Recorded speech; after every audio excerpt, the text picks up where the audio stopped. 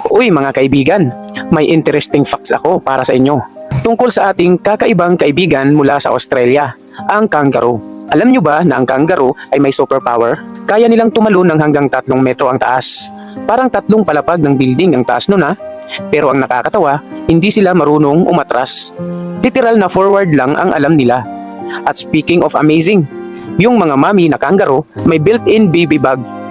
May pouch sila kung saan nila inaalagaan yung baby nila na kasing liit lang ng beans pagkapanganak. At vegetarian din ang mga to. Damo at halaman lang ang comfort food nila. Pero wag kayong magkakamaling isipin na mahina sila. Kaya nilang tumakbo ng 70 kilometro per hour. Mas mabilis pa kaysa sa kotse sa syudad.